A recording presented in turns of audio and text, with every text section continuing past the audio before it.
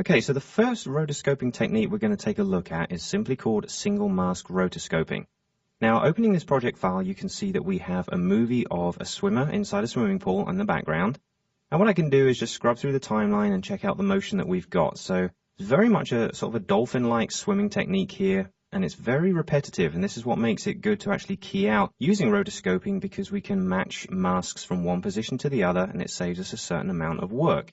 So we're going to deal with just creating a simple rotoscope using one mask only, and then we'll get into more detailed techniques a little bit later on. So what I'm going to do is come all the way back to the start and decide exactly where the main points of motion are. This is one thing that you can do to make rotoscoping a little bit easier, especially if you have repetitive motion like this. You can define exactly where the positions kind of match each other and then duplicate the masks at that point. So let's start right at the beginning here. And what I'll do is just on the right side of the timeline, I'm going to drag a marker across down into 0 seconds, because I know at 0 seconds here, the character is in this position where sort of the legs are down, the arms are down by the side, and I know that's going to repeat later on. What we'll do is just scrub through here a little bit more and find the next extreme position, which is round about here, just before the legs start to kick down. Okay, let's go about there. It's about 109 along the timeline, and let's just drag another marker into that position. I'm just using the shift key there to make sure that snaps in on the timeline. And again, let's continue to go through. So a little bit further down the line, we reach pretty much the same position we started with. Okay, so again, let's just drop another marker in there. Continue across a little bit more, find the next extreme point before the legs kick. Let's say that's round about here. One more marker, and then go out to the end of the animation, and we'll find that other extreme position is round about there, and there's our final marker. So what we've done is we've specified 5 points along the timeline where the shapes of the character's movement are very, very similar, and we can use that to our advantage. Now what we need to do is start creating the rotoscope mask, and that's going to be very simple for us to set up, and then we can animate it. Now, in order to work on this a little bit closer, I need to see the timeline and this window at sort of full size and kind of both split on screen at the same time. So what I've got set up under my window menu, under my workspace options, I have one that's called split screen. If I just choose that, you can see I've actually got a 2-window layout. I've just got my timeline at the bottom and my main composition at the top here. And I'm just going to hit the period key and zoom up on that so we can see it in a little bit more detail. So now I can sort of move around this screen and see exactly what I'm doing a little bit closer up, and we get much more fine-tuning around the masks as we apply it. So what we'll do is we'll just select the layer that we've got, and in your tool palette, just bring that over here, select the pen tool. This is the one we're going to use to construct our masks, and then we can start to work on it. So what I'll do is I'll just begin with a very loose and very basic shape, because we're just going to animate this fairly loosely and use some of the rotoscoping effects such as feather and mask expansion to fine-tune this for us. Makes it a little bit easier to do. So let's keep it fairly loose. And all I'm going to do is just start drawing a very simple mask made up of relatively few points around the outside of my shape. And I'm just using the space bar there to give me the scroll tool as I do this, just in case I want to move the window around. Just come around there to the feet, all the way around to the back here. And we could probably close that up with just one click there, and that will fine tune that. Now that we've completed the mask around the outside, what we need to ensure is that it has a keyframe applied, so we can then work our way through the timeline and start to make changes to the shape of it to match the motion that's going on in the background. So come down here to the timeline, you can see that our light and movie is selected, and I'm just going to hit the M key to access the mask that we've just created. You see here it's called Mask 1. If we wanted to, we could name that. I'm not worried about that because there is only one mask on this technique, so we'll go through on one of our later lessons and make sure we name everything so it's easy to identify. But what we do want to specify here, the mask shape at 0 seconds along the timeline has a keyframe. Let's turn on the stopwatch for that. And now that means that wherever we go in the timeline and make a change to the shape, After Effects will basically tween between those shapes and give us a smooth sort of motion, and that will allow us to achieve our rotoscoping effect. Now what we need to do is to navigate through the main points of our timeline. This is why we created markers through here, so we could see where the extreme points of motion were. Okay, so let's just drag the time cursor across here to marker 2. And if I hold down the shift key, it will snap into that position. And now we can see in the main screen that we are at the point of where the knees are down. What we have to do is go in and edit that. So what I'm going to do is just hit the V key, it gives me back my cursor tool. Just click inside the mask and click on its outside, and then I have all the points available ready to edit. So let's go ahead and edit some of these. What I can do is, again, just use the space bar to scroll down and fine tune everything you need. So start rotating this down. Let's pull these into a new position. You can see as I'm doing this, we have a new keyframe has been applied in the mask section at the bottom here, so we know it's recording all the motion that we're telling it to do. And the back can stay pretty much where it is. Maybe just pull that up a touch. And let's just pick up this top point, pull that out here towards the top of the head. Let's come on the back side there. Let's come down and twist down. That'll do. Now the back of the feet here, we do need to pull that up just a touch, and we can always pull this handle around. Now occasionally you'll see this in After Effects. What we've got here is a point that we originally had created as a curve point or Bezier point, and just through the process of moving around it actually lost its Bezier connections. You see it's almost like a corner point that has a curve coming out of each side, but they're not connected. Every once in a while you'll see that, and there's not a real explanation for it. It's just to do with sort of the way you've animated your path, the way you've moved it around. So don't worry about it. Let me just hit Command Z or Control Z there to undo it. All you need to do is hold down the Apple key or the Control key on the PC and click on one of the handles, and that will redefine it as a curve. So if you ever come across that, just simply hold down that keyboard shortcut and you can just edit that back to a curve point. So just a good little one to know there, because you will come across that, I can guarantee it. So let's come down here. Again, let's take the knee point, let's pull it round, looking pretty good. And then this point over here, we can just pull that all the way up into the center. And if we want, we can just fine tune this down a little more. Now, I'm not worried about matching this totally because this is a fairly loose mask. There's a lot of motion here. I'm not trying to match it point for point, so this is just a very simple motion. So if we back up through here, you'll see that obviously the shape of the character is going to disappear outside of that mask, but we will fine tune that in a second. All I'm worried about are the main points, okay, the extremes of motion. So we have a start point here, and we have a finish point here. So between those two markers, there are two keyframes. Now the cool thing is if we then progress across to 3 seconds, we are back with the same motion position effectively as we have all the way back here at 1. And because we have a keyframe here for the mask shape at 1 second, we can select it, copy it, move our timeline across to the marker at 3 seconds where we know the motion is the same, and simply paste it down. And that will paste the same shape back in and give us another interpolation between point 2 and point 3. Now obviously the motion is going to differ slightly, but the fact that the mask is pretty much the right shape has given us a starting point that we can very simply edit. So all I need to do is just double click it. That gives me the free transform option, okay? And if I put my cursor outside of it, I could just simply rotate it around, put my cursor inside and drag it into position. Now at the moment it looks slightly large. Obviously the character is moving away from us very, very slowly, so he's going to get a little bit smaller. So we can obviously scale the mask down as well. So let's pull it back up here into position and just press return to OK the free transform. So we've now used information from one point to give us another keyframe, and that's a really easy process. This is why we specified our markers. So let's do the same over here at 4. Okay, we've got our marker number 4, and we know that its motion is the same as what's at marker number 2. So let's select that keyframe, copy it and paste it, and we have the same motion again. And don't forget, After Effects is going to interpolate between those two for us. Let's come out to that one. Again, if we want, let's double click it, just bring up the free transform option, maybe rotate it around slightly, move it into position there. I'm happy with that. Hit return. And then the final one is to come out to marker 5, which again is a version of the first one, which can either be marker 3 or marker 1. It's up to you. Let's take number 3 this time. Copy and paste that. There's our final mask keyframes. Again, let's double click and just shift this into position. It'll rotate there. And get that into position right there. Okay, now scrolling backwards through these, we do notice that there are points where the motion goes outside of our mask, but that's easy enough for us to edit. All we've done here is specify the main points, and that is what's important at this stage. Now we can go in between these and start to adjust them manually. So let's move the time cursor to a point where we know there is an extreme movement where something disappears off, and we can see round about half a second here. We've just got a little bit of loss on the character's hands, and definitely the feet across the back here have been lost. So all we need to do is just go in and edit those points. So deselect the mask, come back in, select the points individually, and you can just simply change those points. So let's quickly drag these around. Let's pull this one up here, drag it. Again, this one has just temporarily lost its curve point option. So it's just undo that, hold down the Apple key or the Control key on the PC and redefine it as a curve. There we go. And let's pull the hand point down here also.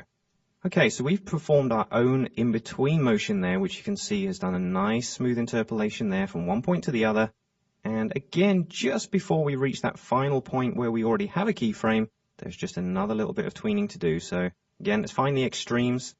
Let's go in, deselect, reselect the mask, and just edit a couple of points. So let's pull up the outside here, Maybe pull the hands down a touch. Come in here. We could always turn that around just a little bit. Again, even though I readjusted that point, it has lost it. So just hold down your shortcut. Redefine that as a curve. There we go. And let's pull the feet up here. Give us this extra room. And this point could probably come in a little bit. And again, that's another split point. So just a keyboard shortcut, Apple or Control, pull that back into place. Okay, let's see how that's looking. There we go. We've got a much smoother rotoscope now over this whole character between these points. So let's quickly just go through and redefine the other ones. There's just a slight amount of change needs to be made around about here. We're sort of halfway between position 2 and 3. Let's just scroll up, select our keyframes, and pull these down a little bit. This one we could probably twist. Again, let's redefine that as a curve. Pull that into position. Let's take our feet down here. And there's a lot of extra space around the back here, so we could obviously just pull this point in a bit. Saves a bit of room. Maybe pull this one down also. Okay, that's looking good. Let's just check the interpolation between that and the next frame. That looks good. That and the previous one. We got some good motion going on here. And let's just go through the rest of this. Find all those extra points. If you find that the motion is similar at this point, obviously you could do like we did before and just copy and paste those keyframes in that we've already interpolated. It's up to you. In this case, it's just as quick really to go through and manually adjust them. It's fairly quick and easy. Okay, let's continue back across here. Just a slight motion change. Maybe just here by the hands. Let's redefine that as a curve and pull that up there a bit and pull that point around the side. There we go. Let's fine tune the feet a touch. There we go, that'll do. Maybe just a bit off the back here. That's pretty cool. Okay, and then one final keyframe change, I think, round about here will suffice. Let's just make a couple final changes. Smooth this out. You can see it's actually a very quick process to do this. Now, this is obviously an example where we're not trying to match motion perfectly, 100% accurately, and don't forget we are only using one mask. So our motion is actually very easy for us to do. Obviously, it does get infinitely more complicated than this. That's what we're going to move on to next, just so you're prepared. Okay, how about that? Let's see where we are from there. Perfect. Okay, if I come all the way back to the beginning now, let's just scroll down. I'm just going to hit the space bar and just do a preview of this. And we can see our motion is quite happily distorting to follow the shape of our character as he swims through the water. And there we got our real-time preview. Okay.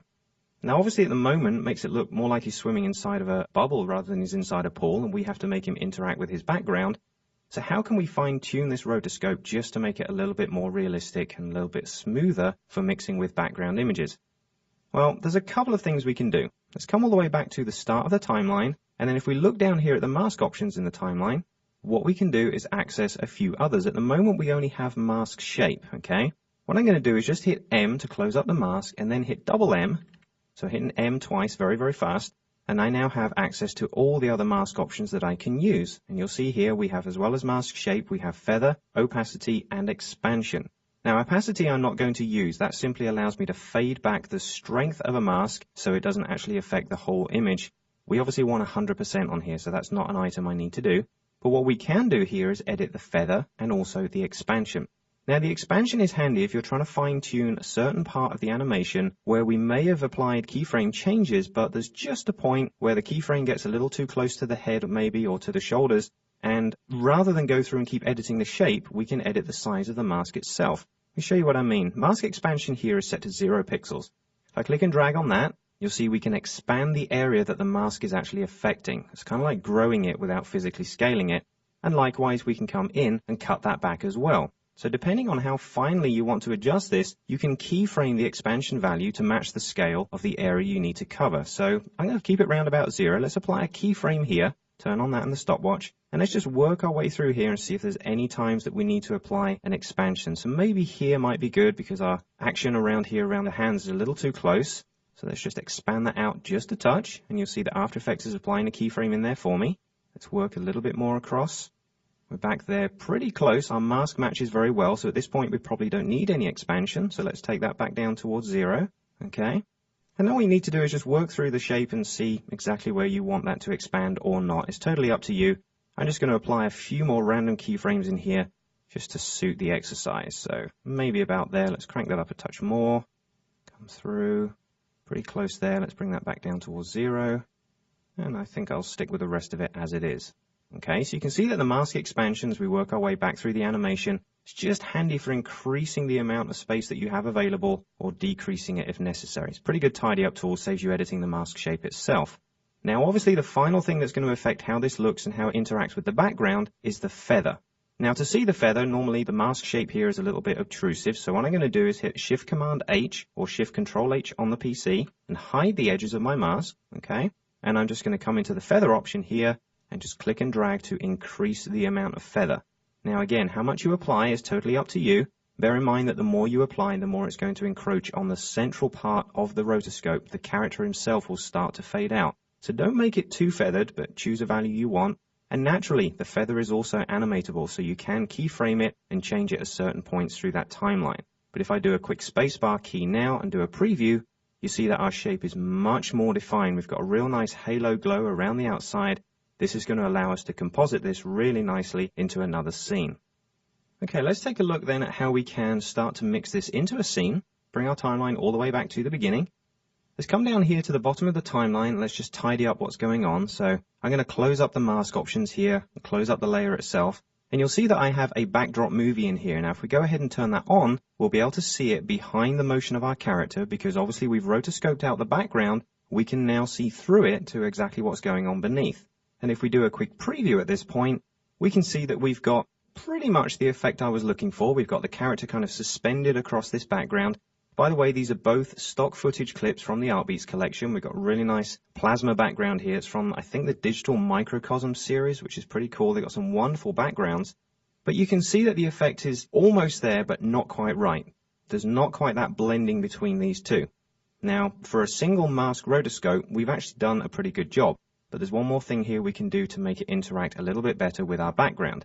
Simple little technique. What we're going to do is take an original version of this movie and combine its sort of color and contrast values with the background here, so we see all the bubbles from the original movie, but on top of the background one, so it'll look like the character is a little bit more inside the background. Let me show you how easily that's done. Come all the way back to the beginning of the timeline. Select the movie that we've been working on, the Lighten movie, the one of our swimmer, okay? And I'll just press Shift Command H again, or Shift Control H to bring back my edges, just to check we can see everything. Then what I'm going to do is duplicate this layer, Command D or Control D on the PC to create a second one. And the top one, we're going to leave that as it is, say that's our original one that we've animated. I'm going to turn the visibility for that one off just a second, so we're only seeing the one underneath here. And then what I'm going to do is hit the M key, bring up the mask, select the mask here in the timeline and delete it. So we're effectively back to the original clip that we had. Now don't worry, we haven't deleted everything because our duplicate layer here still has the mask on it that we just created. Now this one I'm going to combine with the background layer using one of our blending modes. Okay, so at the moment we're just set to normal. Let's come down the list and I'm going to go for Lighten. One of the reasons I call it Lighten Movie, so we know exactly what we're doing. And you can see now that the interaction of color between the two layers is much more similar. Okay, you see the bubbles are working across one to the other, but the swimmer is kind of disappearing into that as well. That's because his color pixels are also being blended into the background. So there's our options. All we need to do now then effectively to increase the effect of this is turn the top movie back on again, because don't forget this is the one that's been rotoscoped and the original character with the effect has been added on top of everything. So now a spacebar preview of this shows us what looks like the full character masked out or rotoscoped out on top of our background footage, so he's very much in the foreground, but the bubbles and the pool and everything are all mixing together beautifully in the background, very simply by applying a transfer mode. What we can do is quickly deconstruct this scene. I'm just going to go ahead and turn off the layers again so we can see what we started with. So here is our background layer, okay? On top of that, we have just the standard original layer without any masking at all, but has a lighten mode set to it. Those two combined together gives us this effect right here, so we can see them blended. If I go ahead and turn those off, on top we have the rotoscope character at full strength, and then when we go ahead and turn all three layers on together, we have our first single mask rotoscoping effect. Congratulations. Okay, what I'm going to do is reset my window back to my standard workspace, so I get all my windows back there. Okay, I'm going to go ahead and close this one down because we're now going to start our next rotoscoping project, which is project here number 2, multiple mask rotoscoping. So open this one up, and let me just hide my effects window there, Command 5, Control 5. And we can see that I have a movie clip here of a couple of boys standing on a piece of farm machinery, a nice field against a blue sky background. Now I like this clip. It's got great color contrast, it's got minimal motion, and it's perfect for rotoscoping. Now another thing I do want to do, I'm just quickly going to show you my high-res roto movies here. The original clip of these boys, I just think it's hilarious. If you take a look at this kid's face at the front here, he's actually pulling faces for about the first 2 or 3 seconds of the movie. He's got like a real face on. He's hilarious. And obviously someone says, "Johnny, behave," and he kind of sits up and all of a sudden is being the kid he should be on the movie clip. I just think it's a good one. What we're going to do is rotoscope out this background sky here and replace it with something else. This is going to be an advert for some children's clothing company in San Francisco. So let's get this all set up. Okay, what we're going to do is, again, use the same preset workspace like I did a second ago. Let's come here to split screen. Let's get everything as large as we possibly can. And we're looking at 100%. I'm going to change my quality here from half to full quality so we see everything nice and sharp. And if we want to, we could just do a round preview and check everything that's going on. Now, before you start to rotoscope something as complicated as this, you really should have a look at the footage and decide how much work is there inside that movie. At this point, I can see that most of the work is fairly straightforward because there's this wonderful mountain range that goes all the way across the background here, which eliminates any of the work we have to do below it. So it's not like we have to animate the outsides of all the characters everywhere down here as well, because the mountain range defines a point where we don't need to work below. Now above that, we obviously have the fact that there is the mountain range, we have this wheel shape, we have the spokes here, and then we have the character himself. Now, the way that you can make your rotoscoping process easier is by breaking it down into multiple masks rather than trying to get everything out of one shape. So inevitably, if that shape changes, you may find that the paths you use to construct that mask are not exactly what you need at this point. And then there's other issues. Take a look at this point, for instance. If I just zoom up here, just hitting the period key to zoom up on the character's head, you can see that using this camera angle, we have a shot of both ears, which are obviously different shapes that we need to take into account. Further down the line, that one completely disappears as the character's head turns around. Okay? So you need to bear these things in mind. Let's say the movie actually started at this point. You may realize that there's not an ear there and you'd forget to draw a mask for it. So just by moving through the timeline and seeing all the frames of the animation, you can gauge just how many paths you're going to need to create your rotoscope. Okay, let's come back down here. What we're going to do is start by just applying our simple mask to the overall background, just the mountain range that's in the background here. So once again, I'm just going to choose my pen tool from the tool palette over here, and we can probably zoom up on this and do it a little bit closer. Let's go up there. Again, just scroll around to wherever you need to start and finish. Now, for the purposes of this lesson, I'm not going to worry about rotoscoping the trees. I could do that separately with another mask with a feather on it. I'm not going to worry about this. We're going to keep it as fairly straightforward as we can. Okay, so let's just start by drawing the rough shape of the mountains. I'm just clicking and dragging into the shapes I can see. Now, if you do happen to come inside of the shape, it's not a problem. It's certainly going to help you out in the future because the more inside you come on the edge of the mask, you can obviously get a much better edge when you actually apply the mask as a rotoscope. So just keeping it inside is a good idea. Specifying the right number of points just to match everything. The cool thing about this background shape is obviously it's pretty static. I don't think there's any chance throughout the movie here that these mountains are going to change shape in the background. So the shape that we specify here is pretty much solid. We might only need to adjust its position rather than the overall mask shape. Okay, so just work our way across there. Obviously, if you're moving too closely inside the shape that you're trying to rotoscope, you can obviously use mask expansion like we just did in the previous lesson to get around that effect. You can just increase the shape or decrease the shape of the mask and fine-tune it to the right size. So let's come all the way up here and then just go and close that one off. Now you can see as soon as I do that, we lose the background because we've now applied our first mask to the overall shape. Well, we can get around that because this isn't going to help us in our creation of the rest of the rotoscope because every single mask is going to do exactly the same thing.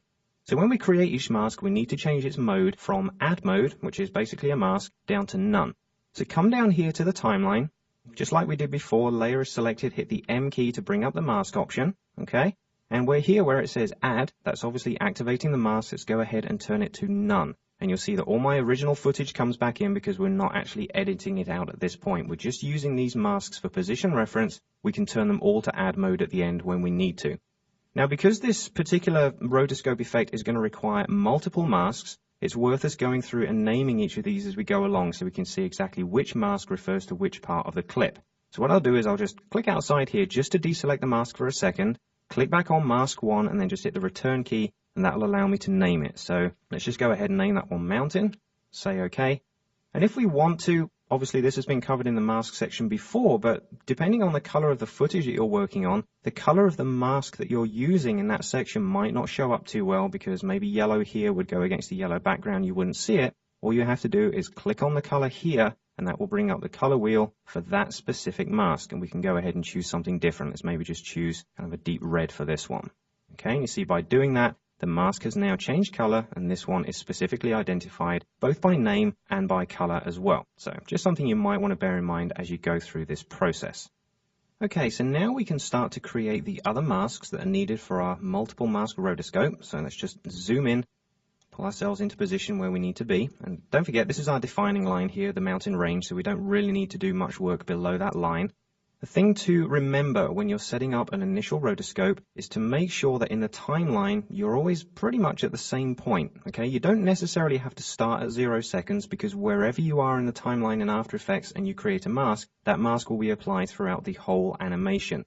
But it's just worth remembering where you are when you create it because you might accidentally create the mask at 2 seconds thinking you were at 0. You come back to 0 and nothing matches because the shape of the footage changes, okay? So just bear that in mind.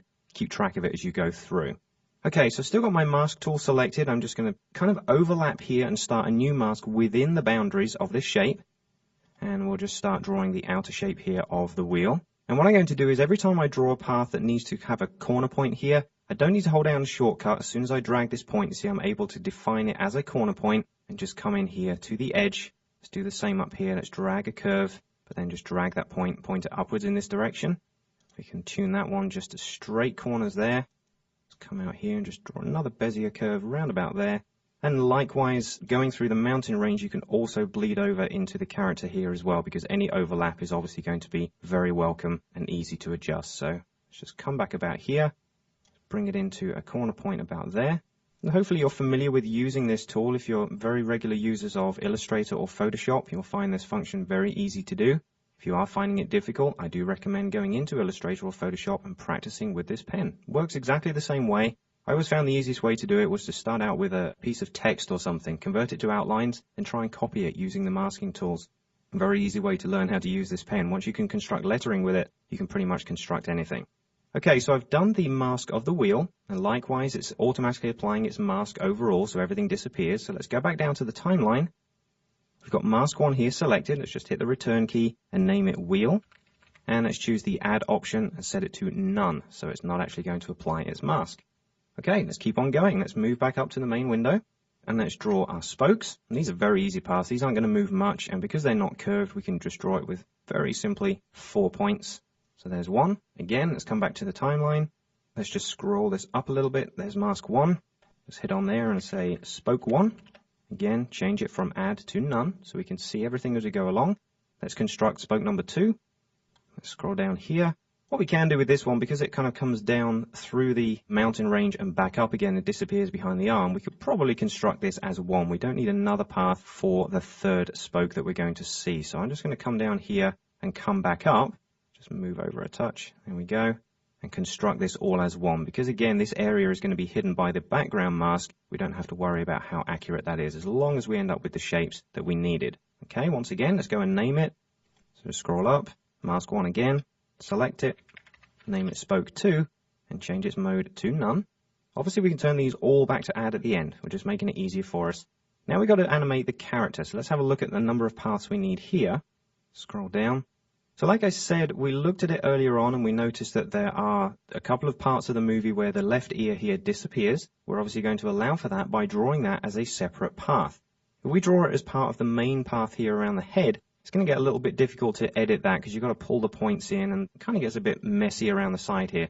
So the easiest way to do it is to draw a smooth path around here for the head and then another overlapping path for the ear, and then that can just be simply moved in or moved out whenever the character changes its position. So first thing I'll do is I'm going to concentrate on this right-hand side around the arm, and because the motion is all fairly straightforward, we can always scrub through the timeline, double check. You'll see that there's not really that much motion, so it's not like the hand all of a sudden moves up in front of here or anything like that. So I'm going to make it all one shape. What I'm going to do is start up here inside of the neck, let's come down there, and just build it up around this outside. Okay, don't have to be accurate in here because don't forget the wheel is already masking this part out. It's only what happens outside in an unexposed area that we need to worry about. Okay, and if necessary, just hit the period key, zoom up, see exactly where you want to apply your mask.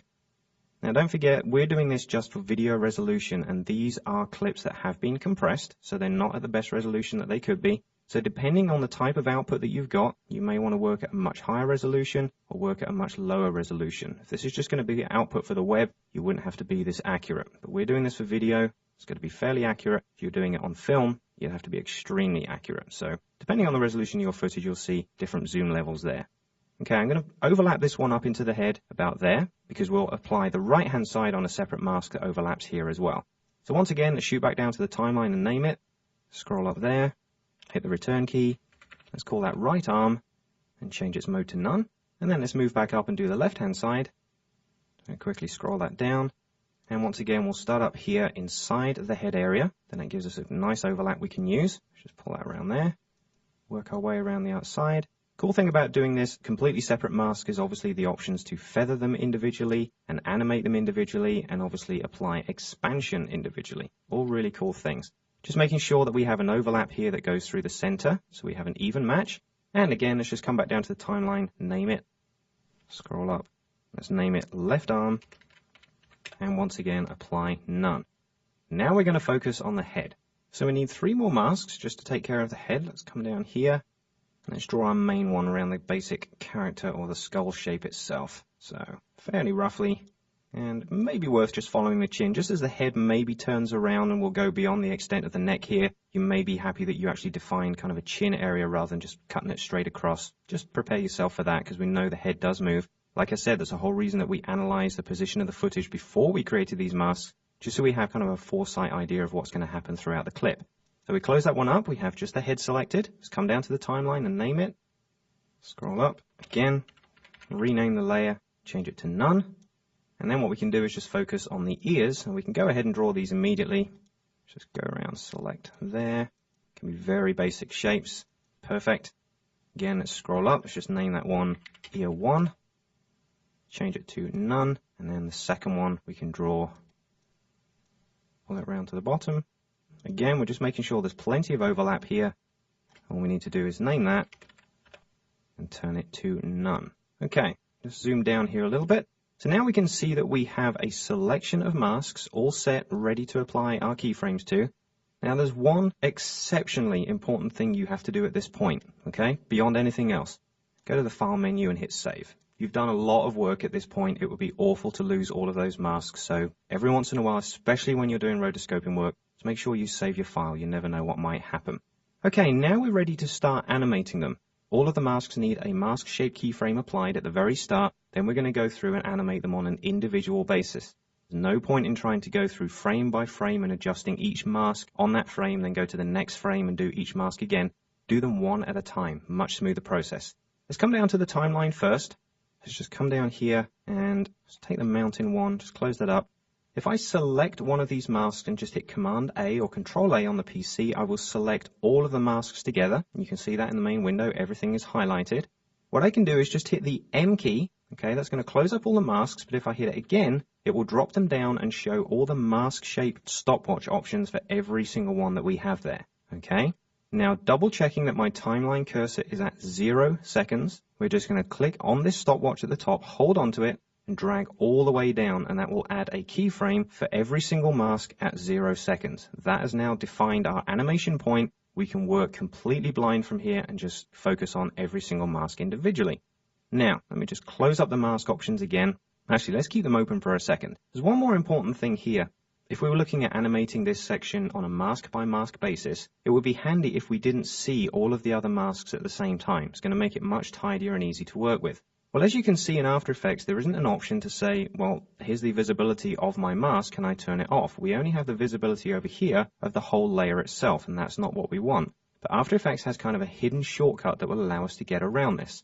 Making sure that you have at least one mask selected. I have them all selected, that's fine, but even if it was just one, it would be just fine. Come up here into your main window and just right-click or control-click on the Mac on one of the masks and bring up the context menu here. And if you come down to the bottom, you'll see an option that says Hide Locked Masks. One thing we can do with masks is lock them on an individual basis, which is highly recommended once you've done your rotoscoping work so you can't accidentally edit a mask But if we choose to hide the lock masks, we can lock them as we go along, and then we won't be able to see them inside the composition. So I've gone and chosen that. What I'll do is I'll just come back here and deselect all of the masks. Let's close them all up so we can see them. Very simply like so. There's a lot of masks in there. Okay, and then you'll see that our lock column here in the timeline also works for the masks themselves. We can lock them individually. So what I'm going to do is click and drag down and lock everything below the mountain mask layer. You see that one I've left completely on its own. That means I can now work with just the mountain mask, but I cannot see the others. The only way I can see them is if I now unlock it and select this one. You see I have both active in my window. You can just make out the bottom of this one right here. As soon as I lock this wheel one, it disappears from view and I'm only working on the mountain one.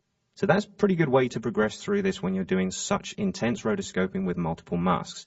Now all we've got to do is go through and do our animation. So it's very simply applying our position keyframe changes for the mask. We've already got one in position at 0 seconds, so let's work our way through the animation and do just that. First thing I'll do before I do that is hit the V key to give me back my cursor tool, because we don't need to draw any more masks, and this will allow us to move the mask around. So let's come back up to the main window and start our animation.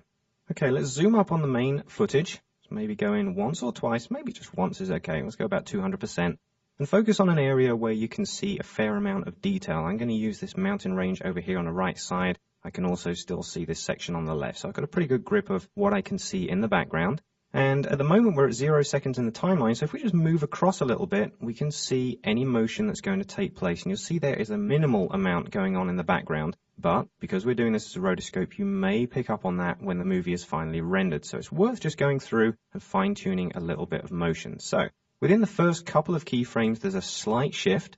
So what I'm going to do is just use my arrow keys. My whole mask is highlighted at the moment. You see all the points are solid. I'm just going to use the arrow keys on my keyboard to shift it just a couple of pixels at a time. Just using the up, down, left, right arrows, which is going to shift that mask into position. And that's obviously added a keyframe. You can see 2 frames down here in the timeline. If we go back and forth, we now have a slight shift of pixels between those 2 points. So all you need to do is continue working along the line exactly the same way. There's not really that much motion at this point. Just keep going fairly smoothly. Like I said, this is a great clip because there's not that much motion in the background. The background mountains are usually pretty solid things, so let's keep on going. It's pretty much solid all the way to the end. I think the only time there's a real jiggle is at the beginning. There's kind of a shifting camera whilst they try and get it into position. So round about here, about 22 frames through, I'm just going to come to the right again a little bit, just pull that mask into position. So we've basically got 3 keyframes that are now moving this mask around to match the background. Okay, so this is our first rotoscope mask for the overall effect. So that one is done. I'm happy with that. What I want to ensure is I lock it down here in the timeline so it can't be edited. And likewise, that will obviously ensure that it can't be seen because our options are still set to hide the locked masks. What I can then do is unlock the wheel mask, select it, and now we can start to work on that. So let's just slide it down into position. There we go. Okay. And again, double check you're at 0 seconds before you make any changes because we know exactly where we're starting.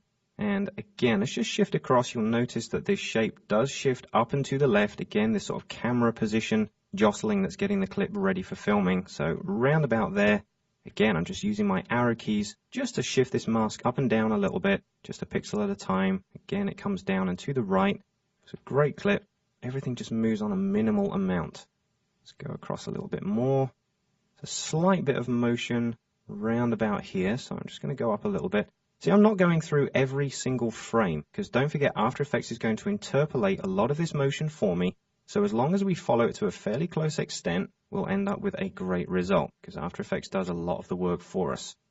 So I'm just fine-tuning that. Go through it at your own pace and see exactly how you feel with this. Just choose wherever you want the motion to be. But again, don't forget we're working at a fairly low resolution here for video, so we don't have to be 100% accurate.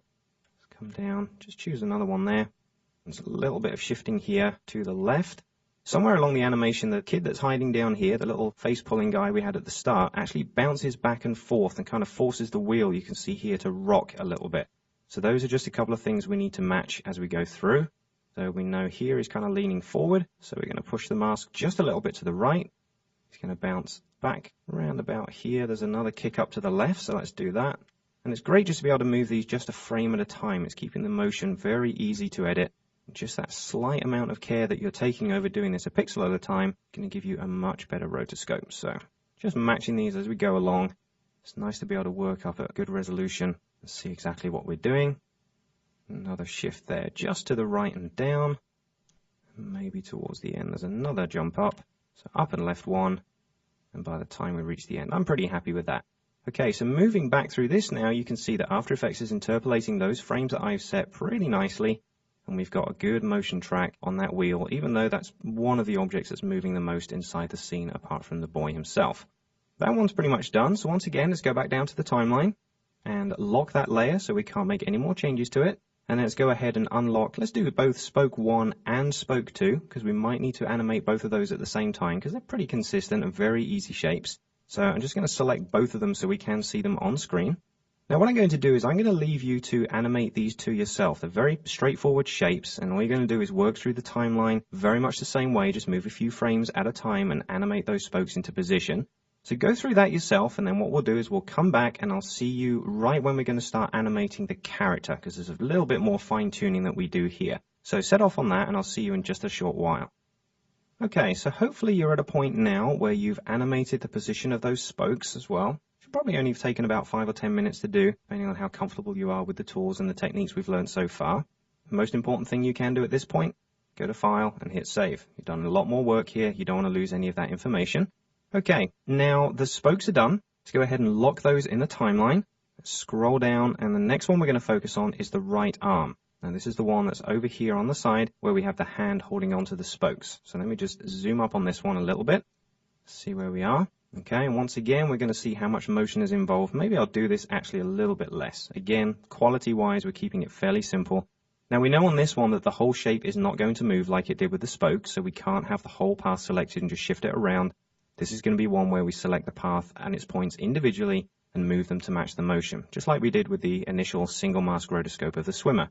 So once again, let's just start to move gently through this and see where the motions are. And as we can see from the keyframes we've already got, there's that initial camera shift round about frame 2 that we just need to match. So let's just pull these up into position. Don't forget, you don't need to match what's going on in here because the wheel already with its overlap has taken that for us. The hand stays where it is. A little bit of movement on the outside there. Sleeve is pretty happy. And maybe just the outside moves about here. Okay, so a little shift there. That's quite handy. And then once we come back into position, it's just a small shift down, doesn't need to be much. And don't forget, if you're happy with the position of a keyframe earlier on in the animation, you can see it being used again. Simply copy and paste it just like we did at the start. You can save yourself bunches of time by doing that. We'll just make sure if anything like that comes up, we can use it. Okay, now there's a fair amount of shift over here. Let's find where the actual maximum point of movement is. I'm going to say round about here at about maybe 1 second, exactly 1 second. So let's shift this around and see what we've got. So the neck needs to move. There we go. Let's move the shoulder up. Just twist these points around. Again, the hand is staying pretty consistent, so I'm happy with that. It's good to have an anchor point there. It's just mostly the arm and the clothing that's moving. Overlap this one down here. Pull those two around. That's pretty good. And you'll see that that motion's got a real nice interpolation there. The trick to get around doing rotoscoping like this is to choose the points at which the motion is most extreme, just like we did at the start, okay? Because After Effects is going to interpolate those quite nicely. In some cases, you'll need to tweak it, but you see in this case, matches it almost perfectly, okay? So let's move across a little bit more, find a fairly extreme pose there, okay? If you study the clip at this point, it looks like the boy here is looking a little bit serious before, and someone off screen says, "Come on, smile," and he looks over and smiles in that direction, kind of laughs as well. So it's a pretty good clip. I do like this one. Again, this is another Artbeats clip. It's from the Kids of Summer collection. It's got some wonderful footage of sort of green fields and kids playing in the summer and everything. Really sort of very calm and relaxing stuff. Okay, there we go. We've got a nice smooth interpolation there. Move along.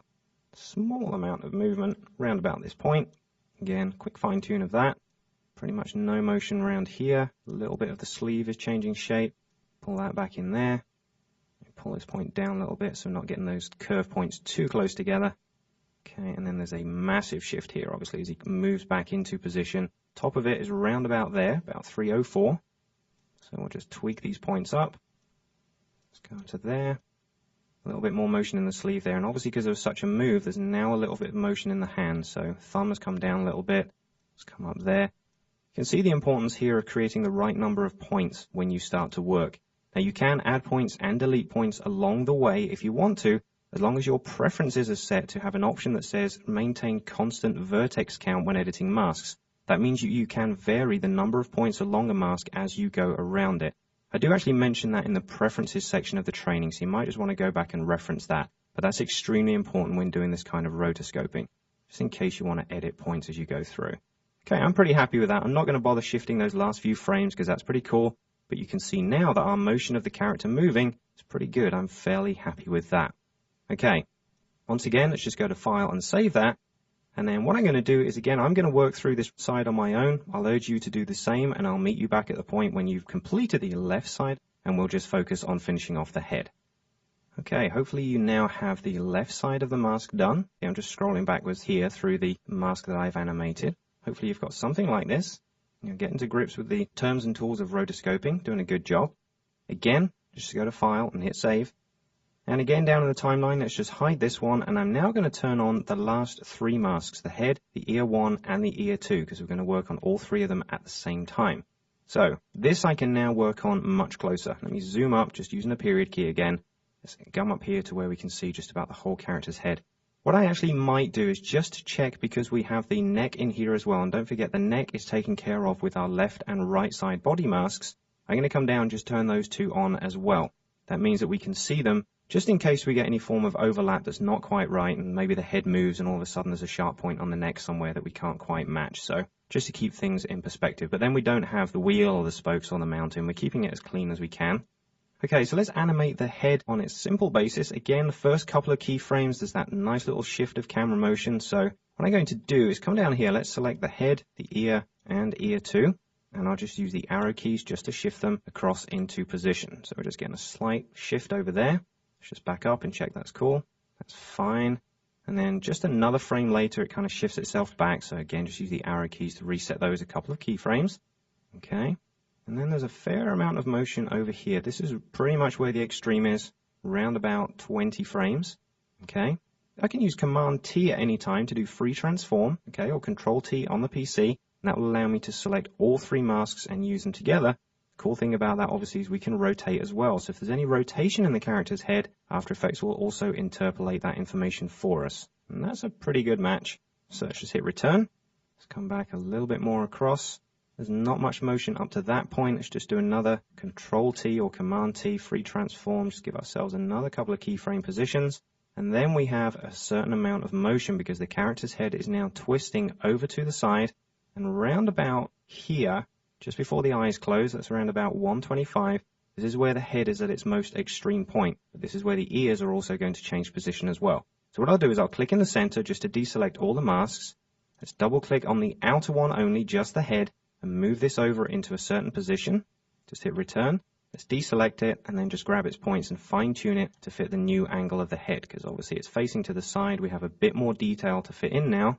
That's pretty cool. Let's just double check it by backing up and seeing the motion. I'm happy with that. That's a good interpolation. Now don't forget at this point, the character's left ear, this is where this is going to disappear. Okay, so what I'll do is I'll double click that just to highlight the whole thing. Move over to the point at which I think it completely disappears, and let's just drag it slightly to the side. And what that'll do is it'll animate that kind of off screen around about there. That works well. And obviously there's a slight shift in the other ear as well. So let's come to the point where the head is at its most extreme. Double click to pick up that whole mask and just pull that over as well. Once again, just back up through it to check the motion. So it's pretty cool that we have an overlapping mask here that we've moved into another one, which gives the impression of it completely disappearing. The whole thing is we're not actually removing it because we know the character's head may well move back and reveal that same ear. Okay, which is exactly what's going to happen. So let's fine tune this. Let's choose another point where the head is fairly at an extreme value. Let's just select that mask, pull it into position. Obviously using free transform, you can stretch it and scale it as well. It doesn't have to keep the same proportions. Very handy thing. Okay, this ear is going to shift as well into that position. And this one is now going to move itself back into view over here. And it's worth double checking just what the interpolation is on that. Oh, that's wonderful. I'm very happy with that. Okay. Let's keep working our way across. Now that's a fairly extreme point up there. There's a big piece of motion when the character kind of smiles. Let's just shift everything across there. It's looking good. Hit return every time we just do that move just to OK it. Pull that ear into position. And this one is now over here. Great. Slight bit of distortion here on the side of the character's head, so let's just grab this point and interpolate that in a little bit. Take this one and just keep that out there. Again, just back up through the timeline, just check you're okay with all the motion here. I'm happy with that, we're doing a good job. And the motion stays pretty static all the way through there. Maybe we'll just apply one small change to it. Pull that down here, select this ear and just move that up over there. And this one's going to come down a little bit to about there. And there's only a couple frames left after that, and I'm happy to leave those as they are. So as we back up through here now, we can see we've got a really nice match of the character's head. We've got the ears taken care of as well, and everything is pretty much in place.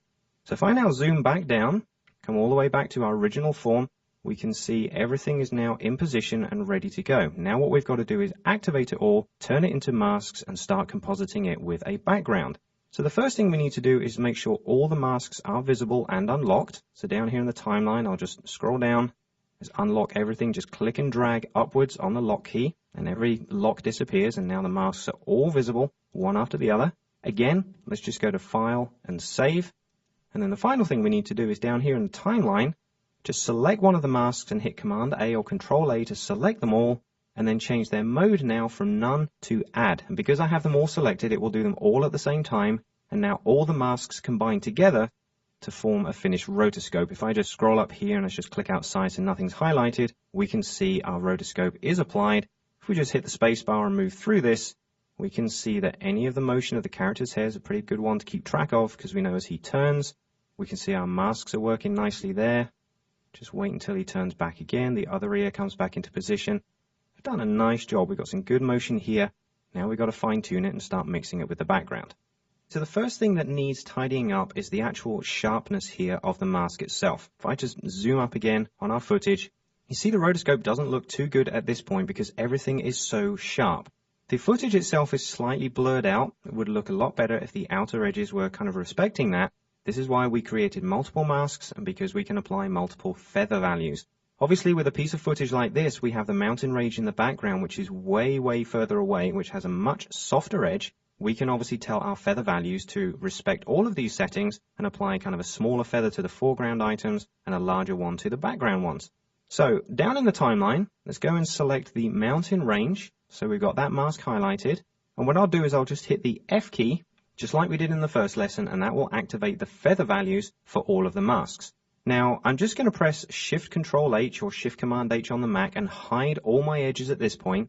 I don't need to see them because I do want to see my feathering effects. And I'm just going to click and drag my feather value, and you'll see that I'm able to soften up the background there of the mountains. Now, if I go too far, obviously we start to bring the background in, which in itself isn't a bad thing. You can see by doing that, I've actually pulled back some of the trees. You remember I said I wasn't going to worry about those? Just by applying feather, I can do that. And our background, whatever it is, will interact with that quite nicely. If I just Option or Alt-click down here in the bottom right of the composition window, we can view our transparent background and see what's going on. So we can see the edge of the mountains here is getting quite lost. So let's just come back down to the feather value and just shrink that back a little bit so we're not cranking that up way too far. 6 pixels is pretty good for this exercise. Another thing you might want to do is obviously adjust the expansion of the mask. If you decide that there's too much light background coming through here, just go into the expansion and decrease it. That will allow you to pull it in and sort of choke in on the outer section there. So just another thing you might want to do.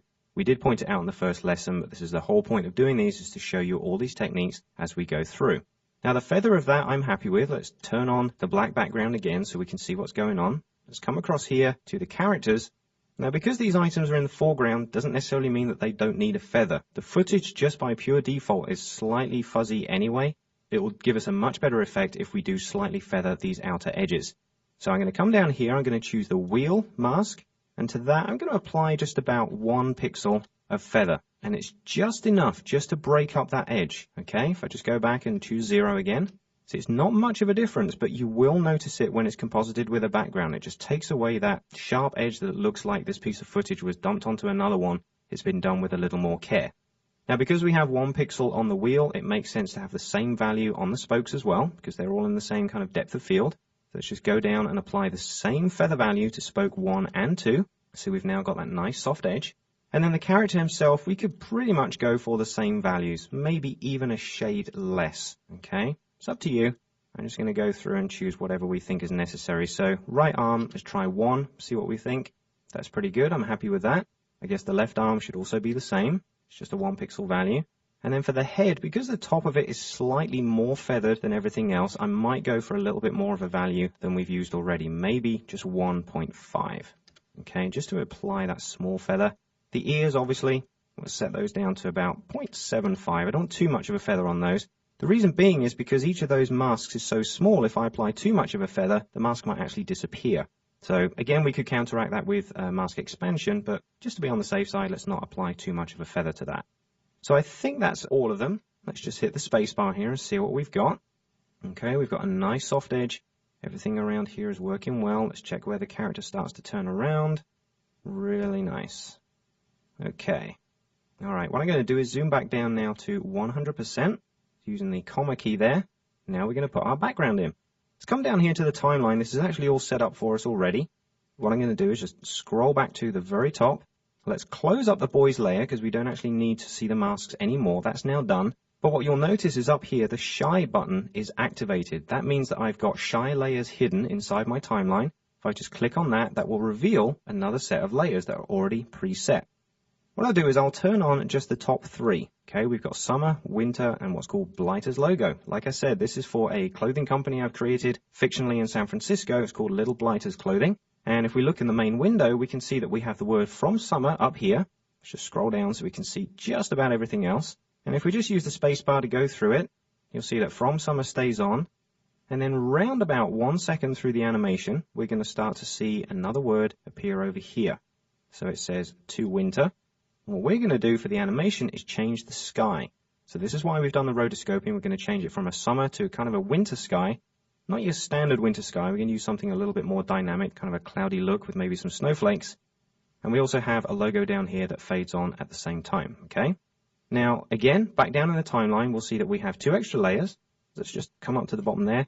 We have what's called AB Snowflakes. This is the movie from Artbeats that I'm going to fade in. But I also have another version of the boys movie. Now, why do I have 2?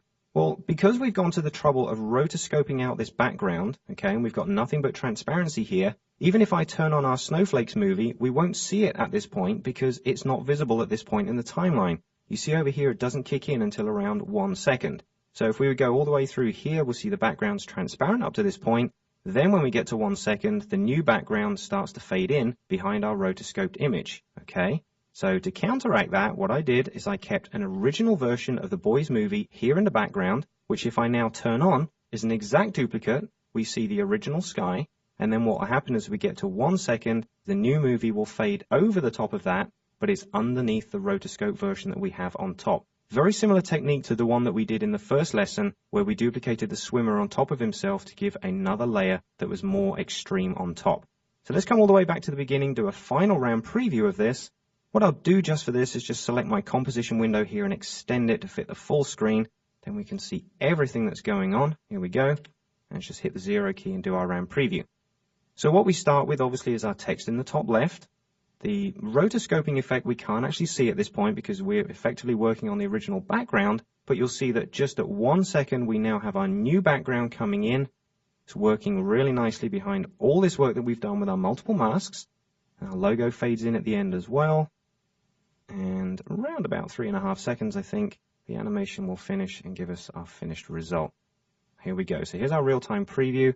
We see that just as our text fades in, we've got a really cool background coming in, all through a very straightforward process of rotoscoping using multiple masks. Okay, let's move on now and start to create some much more advanced effects using rotoscoping. So I'm going to go ahead and close this composition down. And then here in the project window, let's just tidy up here and move up the list. We're going to open project number 3, which is Advanced Rotoscope Effects. So let's double click and open that. And because I'm still set in my previous options, I'm just going to go up to the window menu, again, go to workspace and choose my standard workspace preview and just hide my effects palette that comes up by default so we can see what's going on. Now I'll just zoom down because we're up at 100%. Let's just go down to 50. And I'll just hit the space bar at this point and just preview what's going on. So inside here, I have a movie. Again, it's another Artbeats clip, which has a good focus on the side of a woman's face. And I have applied multiple rotoscope masks to this clip to remove it from the background. Now I have a mask for the nose, I have one for the side of the face, I have one for the eyelid that moves down here as well as the eyelashes, and also down here on the bottom eyelid. The reason this is a good example is because obviously these have different feather values. So you can see that this clip very much has depth of field, so this outer edge is much more blurred, yet the nose that kind of comes over the edge here needs to be more in focus. So that's why I chose to make two masks that overlap each other with different feather values. If I just come down to the timeline and select that, you can actually see all of those masks in place. So it's kind of a mixture here, and you'll see the motion going on, tracking around. All the little yellow flashes you keep seeing, you see here it's kind of everything gray and dotted, and then every once in a while you'll see a full yellow flash. That indicates that that's an actual keyframe. Okay, so there is a position keyframe or a mask shape keyframe there for each of the mask shapes when they appear in full yellow. So you can tell what is interpolated and what is actually a keyframe. So it's a pretty good point of reference. Now, another thing I do want to point out just before we start to kind of dissect this and do some more effects on it, I want to point out the fact that you can specify the first vertex point of a mask that you draw. Now, it's not necessarily relevant in the examples that we're doing right now, but when you construct a path, as we've done already in the previous two lessons, the first point that you draw is what's called the first vertex. Now, if you were to take a mask and apply a filter such as stroke to it, or another effect that relies on the shape of a mask to be present, to which it's going to apply sort of colored pixels or another effect, the first point that you create is what's called the first vertex, and that is what the effect reads as the very starting point. So let's say we applied a stroke effect to this that would then run a stroke around the shape of the line. It would automatically start at that first vertex point. So just so you know, you can select any other point on the outside of that mask. I can select this one here. And if I just right click on it to bring up my context sensitive menu, you see I can come down here and choose this option that says set first vertex. And this allows me to change the point, which is the original point of the mask. You see it's now shifted across. This one has the solid larger rectangle on it, which just tells us this is the first vertex. So another little sideline here for when you're creating masks as to how you can adjust that. So do just bear that in mind. It might be relevant for you in the future. Now what I want to look at briefly is motion blur. Now this is something that's pretty important, especially when you're doing rotoscoping, because a lot of times you're going to be trying to key out footage that has a severe amount of motion blur in it, and this could be quite difficult when you're trying to do it with paths, because the paths, unless you feather them, are not really going to give us the right effect. You'd have to be pretty careful how it worked. Well, you can apply motion blur to masks, and you can do it in a number of ways, and this will affect how fast your project works. So let's take a look. What I'm going to do is just quickly zoom up over here on the eye itself. Let's come over to here. And down in the timeline, I'm just going to have the eyes movie selected. I'm just going to hit the M key just to expose all of the masks, and we can see all the keyframes here as well. And what I'm going to do is just scroll down the list and find the one that I want to actually work with, which at this point is just going to be the eyelashes. Okay, now I've just selected that here, and we can see it is highlighted up here in the timeline. If we just move back, we will find a point where it has a keyframe. There we go. It shows up in bright yellow. And again, we can always zoom up a little bit more if necessary. Now, by default, these masks do not have motion blur turned on. At the moment, motion blur is controlled by the overall composition and the speed of anything that happens to a layer inside that composition, as long as the layer has motion blur turned on. Let me explain what that means. Let's come down here to the timeline, just scroll all the way to the top of this layer, and let's change our switches and modes back to switches. And we can see here that we have the motion blur button available for this particular layer. So I could go ahead and turn on motion blur. That means that this layer, if the actual position properties of the layer change, so not the content of the layer just moving naturally as a movie clip, but the physical position properties changed, the layer would motion blur. If we go ahead here and turn on the motion blur button, it takes a little while, but we now have a small amount of motion blur on all of the masks. Now, it's not easy to see because there's not necessarily a huge amount of motion. It depends on where you're moving inside the clip. So what I'm going to do is just move across a little bit to where it actually starts to blink. Okay. Now you can see just by the sheer amount of movement, my composition has slowed down an extreme amount. Okay. It's taking a lot longer for me to navigate around and see what's going on. That's because by default, because I've turned on the overall motion blur here for the layer, any masks that are on the layer and any of the masks that move, which you can see by the number of keyframes, is every single mask, each one is having motion blur applied to it, and that is not necessarily a good thing. I don't necessarily need After Effects to calculate all that motion blur if I'm not going to use it. So this is where it's really cool. We can tell individual paths to have motion blur and not every single path on the animation. This is very important. It's going to save rendering time. It's going to allow you to be a little bit more flexible with the process. So how do we go about that? Well, what I'll do is I'll just temporarily turn off motion blur here in the timeline, and I'm going to turn off motion blur for the layer. This is going to make it faster for us to navigate. If we just scrub through the timeline now, you see the speed is much quicker because it's not having to process all that speed we just had a second ago. And I'm going to come there to 221 in the animation. That's where the eyelash is slap bang in the middle of its motion. Okay, if we go a frame up either side, it's going to go up into the middle and then down. So somewhere in the middle here, there should be a very high amount of motion blur. Now I have this mask selected. What I'm going to do is control click again or right click on this mask only. And if we come down to the bottom, we can see we have a motion blur option that tells this mask itself to be the same as the layer. So if we left the layer motion blur turned on, that one would be available. Or we can say turn it on or completely disable it. All right, so I'm going to go ahead and turn that one on. And then let's come back to the timeline and turn on motion blur. Now you can see the mask has pretty much completely disappeared. That's because it's moving exceptionally fast and it now has motion blur applied. But it's not going to take long to navigate through the file because only that one mask now has motion blur applied to it. Now another thing you might want to check according to how fast this is moving is the shutter angle that you have applied inside your composition settings. So just go ahead and hit Command K or Control K on the PC to bring up those settings. And then if I click on the Advanced tab here, you can see that this composition already has a shutter angle applied of 720. That's 4 times the normal amount. If this was just a standard composition you'd start from scratch, the value would be about 180. Okay, now just because I've created this file already, it was already preset to 720, and that's one of the reasons why this eyelash is so completely blurred out, because it moves across the space of just 2 frames. It's completely being removed by applying 720 degrees of exposure. So let's just click OK. Now we can see it's come back into view. We can just make it out here. Again, if I just navigate up a frame at a time, we can see that motion blur working quite nicely on just that eyelash, but without everything else being affected. So let me just zoom down a little bit, just deselect everything, and now we can just go through there. You see the difference that has? You've just got that motion blur effect on that one object. We could probably apply the same thing to the eyelid as well, because that's moving pretty quickly, but we're going to use this again in just a second. But I did want to point out how important that is, because rendering speeds will be greatly affected if you apply motion blur to every mask. Even if the mask doesn't even appear to move, After Effects is having to calculate the pixels inside the layer and see whether they move, and any masks around the outside as to whether they move, and then obviously the combined effect of both of them together as to whether they move. So there's a lot of extra calculation it has to do. You can eliminate that by basically selecting a mask on an individual basis and saying just apply motion blur to that one item. Okay, let's come down here to the bottom left of our timeline and just close up all the options for the eyes movie. And we'll see that the layer below this, we have one called AB Green Glass. Is another Artbeats clip that we're going to use as a background composite layer. So let me just turn that on.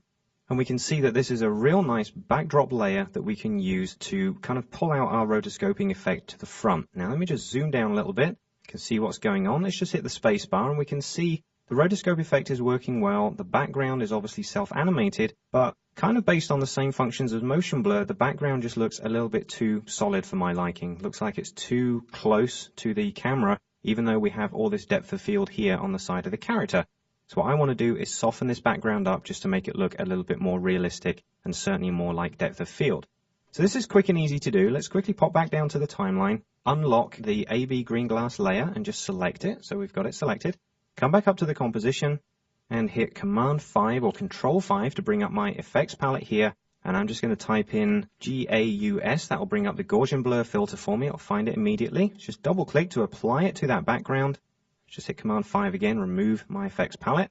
And all we can do is just then increase very gently the background blurriness. Maybe 10 pixels is enough just to give it that effect of depth of field. So now it kind of matches a little bit more the edge that we have around the face here. It's very important once you start compositing layers together using rotoscoping techniques that things actually look like they're inside the same scene. Small tricks like this will make it much more believable. Because of the depth of field around the edge of the face, we have to make sure the background kind of respects that as well. Now what we're going to do is try another effect. Let's just close this one down. Let's pull our timeline all the way back to the very beginning, and then I'm just going to zoom up on this eye. What I want to do is I want to change the color of this eye. Now previously when we worked on the multiple masks lesson, the previous one to this, we made sure that all the masks were created right at the beginning because we know they're going to change over time.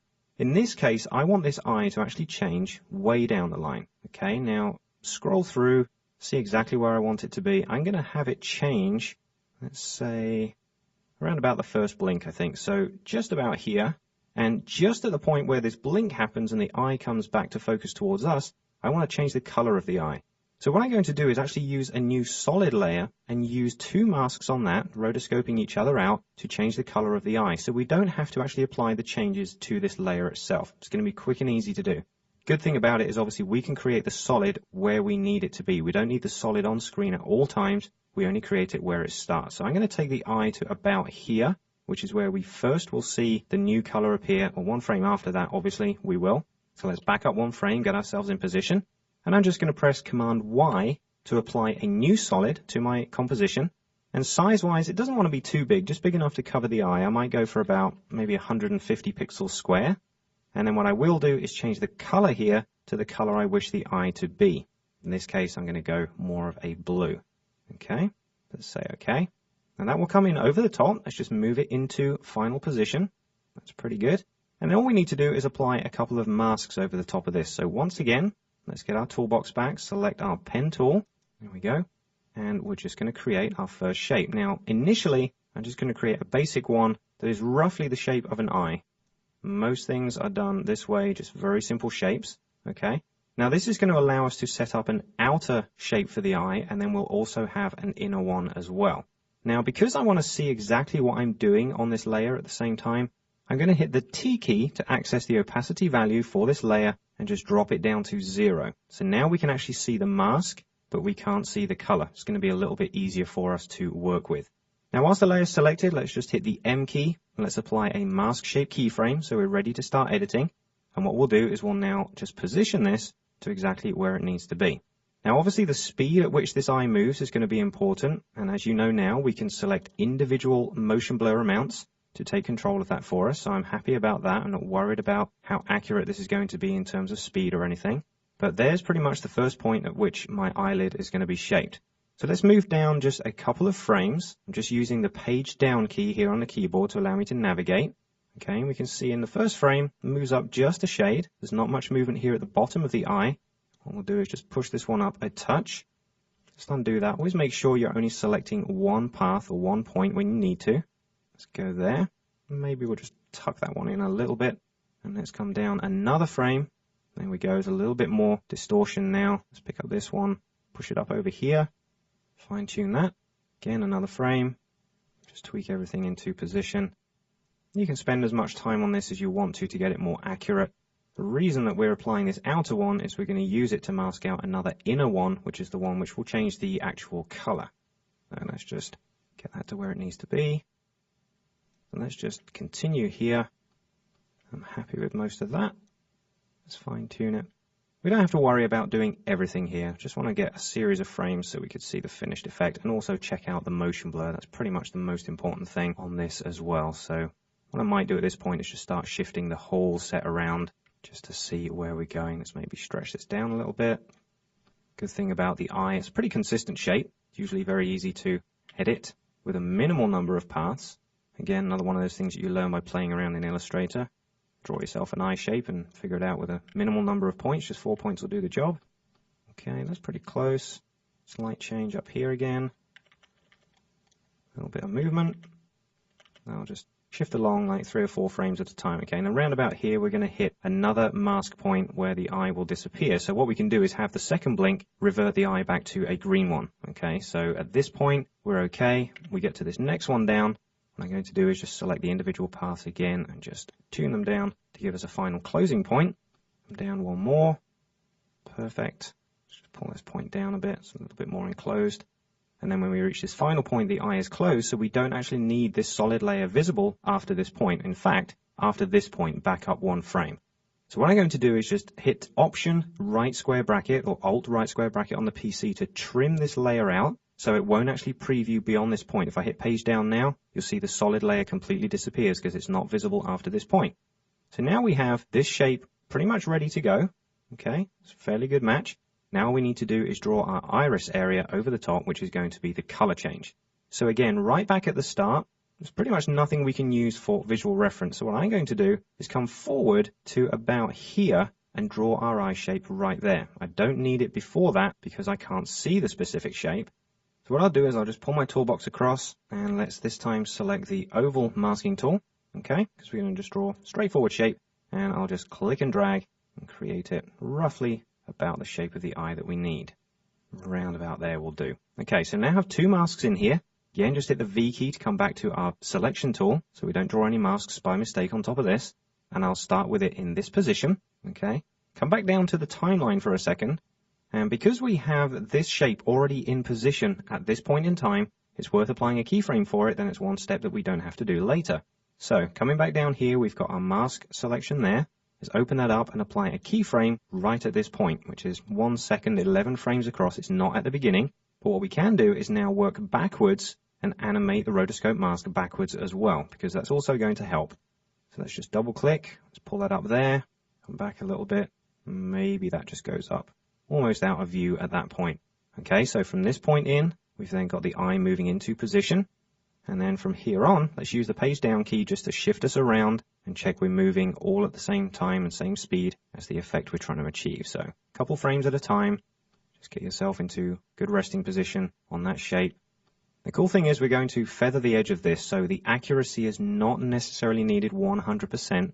And because it's going to be a color change, you won't notice the fact that there is a solid sitting on top of it quite so much as you would if it was a standard rotoscope. So this is another cool effect to add to your animation without really worrying about the accuracy of it. Okay, I'm just shifting these eyeball shapes around. It's pretty much solid. It doesn't actually move too much throughout the middle of this animation, which is pretty good. There's a bunch of frames there where it's very, very static. There we go, a little bit of movement there. So just pull that across. Another massive jump over here. Pauses in that place for a while, then we'll start to come across, and in just a short while the eye will start to blink again, and we'll know that the animation is about to end. There we go, one final position there, and then the eye is completely closed, and from that point on, don't forget the whole solid disappears, so we don't see that second mask either. They all fit on exactly the same solid layer. Now let's come all the way back to the very beginning of that section. Okay, if we're not sure where it is, just scroll down the timeline. We can see there we are at the very start. What I can do is now close these two up for a second. Solid is selected. Let's hit the T key again and turn on the opacity to 100% so we can see exactly what is going on. Now, when we're up at 100%, we can see that both masks are working together. Let me just turn on the anti-aliasing right here. And then if we come to the solid and just hit M so we see both masks again, we have to decide how we can use one to cut out the other, because obviously we don't want to see this shape here. We only want to see the iris shape itself, but masked out using this outer one, because this is also going to have motion blur applied to it. So all we need to do is affect the type of mode the mask is being displayed in. Initially, mask 1 is set to add, and so is mask 2, so they are reacting with each other. What I'm going to do is select the second mask and tell it to subtract from the original, but then tell it to invert. Okay, and now what we're left with is inverting the outer mask as well. We can see that the shape is now masked out to fit inside our eyelid and give us exactly the motion that we need. Now we can tidy it up. We need to use a little bit of feather and also some motion blur. Okay, so I'm going to select just mask 1. This is the one that's going to have the motion blur applied to it. And let's come up here to the main window and right click or control click on that mask. And don't forget, let's come all the way down here to motion blur. And once again, select this one to say on. So only this mask has motion blur applied. Now, if I just deselect everything and just scrub through the timeline, you're not really noticing a vast amount of motion blur on that mask. It is being applied, it's just not very visible. The reason for that is we did go back to our preferences a second ago and set the shutter angle to 180. We were originally up at 720, and that was causing us to lose the motion blur on the right-hand eyelash. Okay, it was over here that we played with that. So you need to just find a happy medium between the two. It is possible, just one other thing you might want to do to get around this, you could take this solid you've now got and pre-compose it into another composition. If you did that and went into the other composition, that could have its own shutter angle settings at a higher value, so the eyelash itself wouldn't be affected. This could remain at 180, but then the pre-comp that contains this eye could be as high as 720. It's up to you. What I will do, just for the point of this exercise, just hit Command K again or Control K and bring up those composition settings. Just go to the advanced options and let's just crank that back up to 720. Now we can see the motion blur is a little bit more visible across the top. Now it's probably worth applying a little bit of mask expansion to this shape as well, because it's kind of sticking out of the top there. It's not exactly the way I want it to be, although it's fairly close. You'll see the motion blur itself. It's being caught out just a little bit. So what I'm going to do is decrease the expansion from this point backwards. Okay, I'm happy with the mask expansion right there. It's just the right shape. So let's come back to the solid. I'm just going to hit double M. And again, just to bring up all of the options. And you see here I have mask expansion. I'm going to apply a keyframe for that at this point, so it records 0. But then let's back up to over here, maybe right towards the start, and just drag that down and see exactly what we think. So it's kind of fading it out. We've got a -18 value there, and just as it comes into view, it's going to work just fine. Now at the moment, it also looks pretty extreme because we're just seeing the full solid. We don't want to see that. We're just going to see how it affects the color of the eye below it. The way we're going to do that is simply change the color blending mode of the whole solid. So easy to do. The solid here is in the timeline. Let's just come to our switches and modes. Let's go to the mode here, which at the moment is set to normal, and just try one of the others. So let's have a look at hue. That's usually a pretty good one. Changes the overall color of the eye beneath it. Look at the difference there. It's done a really nice color adjustment job. We might also want to try overlay. Let's have a quick look at that. Usually are two good ones. That one gives a much darker, a little bit more extreme result. And because our mask is still a little bit untidy with the motion blur, we might get a shade of overlap there that I'm not too happy with. So the hue one is probably a little better because it's not quite such an extreme color change. So let's choose that. We now have a more subtle change and our effect is a little bit more realistic. So let me just back up there. I'm just going to hit the space bar and preview that. And you see we get this lovely blink as it comes across. The eye changes color. And then as it reaches towards the end, we're going to get another blink, which we may need to adjust expansion on, but no, I think that works pretty well. Come back up, play it full time. Very nice. Okay, the final thing we want to do is obviously the edge of this internal mask here. It's a little too hard. So let's just come back to the mask options and let's go and select mask 2. This is the one that is the central iris. And let's just apply a very basic feather to the edge of that. Maybe just 4 or 5 pixels is enough. You can always just hide your edges and double check that as you go along. So maybe try 5. And again, let's just back up and just see those changes. That looks pretty good. You might also want to apply motion blur to that because there's kind of a flick here between the eyes. But again, it's the detail at which you're looking at it. We are pretty much zoomed up here on a monitor. We could always come down to 50%, see it at this angle, come back up to the beginning and play that, and we'll see that we wouldn't really notice that change. Let's play it all the way through to the end, just double check it. There we go. Let's back up, play it in real time. That's a nice looking effect. We've got a perfect color change of the eye there. So what we've done is actually rotoscoped a new effect onto a layer, but simply using a solid. We haven't had to use live action for it. What we are going to do now is take this even further by bringing some live action in and actually attaching it to the side of the character's face. Okay, let's tidy up the timeline here. Let's come back up, close up the solid. Let's have a look at one of the other layers that we have here. We have a pre-comp here that's called Butterfly Rotoscope. I'm just going to turn it on and we'll see that a layer has appeared over the top of our footage. Again, let's just hit the space bar and do a preview of that. And you'll see that this particular butterfly has also been rotoscoped. This is a file that you can open from your project window and just go through and check all the options that have been done. Now it's fairly slow at the moment because there's not much motion in the wings, but towards the end of the file that will change. Just wanted to show you that at this point that obviously there is another object here that's rotoscoped. And what we want to do is go in and check some of the pre-comp options on this so we can see how we adjust motion blur and apply just some settings to the wings before we bring it in. So come down to the timeline, unlock that layer, and then with the butterfly rotoscope layer selected, just hold down the Alt key or the Option key and double click it to open that pre-composition. Now you'll see the comp opens, we have the butterfly movie here. This is the original QuickTime movie. Again, another ArtBeats clip that I have then applied, if I just hit the M key, a bunch of masks to with many keyframes to apply our animation. You see I have 3 separate legs. I have a head, the left wing, and the right wing, and the body. So there's multiple sections here that have been used to create the animation. Now again, we need to look at how we can adjust the motion blur so it's not applied to absolutely everything. So let me just come back to switches and modes here and check that motion blur is not turned on for the layer, but you'll see here it is for the comp, and that's so we can check that the wings have motion blur and not the rest of the file. Again, it will keep our rendering times down if we don't bother to motion blur the legs and the body if they don't move too much. The wings obviously we need to ensure because there's a point where they do move very fast. If I scroll through the timeline, just move towards the middle to the end of the animation, there's a point where all of a sudden there's this motion and then the wings just flap up and join together on the right hand side. That's obviously a point where motion blur would be very extreme and very much required. then they kind of spread out again, they come flat briefly, and then off they go. Okay, so all we need to do is just to fine-tune this a little bit. I'm not overly happy with the rotoscope work that's been done on these outer wings. Okay, can't really moan at anyone because I did that myself, but I do have the ability to easily update it. So what I'll do is back down in the timeline, I'm just going to select the right and the left wing. Okay, let's just hit M to close everything up and then double M to access all the mask options, because under right wing and left wing, obviously we have the mask expansion, and that's pretty important for me to apply. Let me just zoom up the window here and pull it across so we can see what's going on. There we go.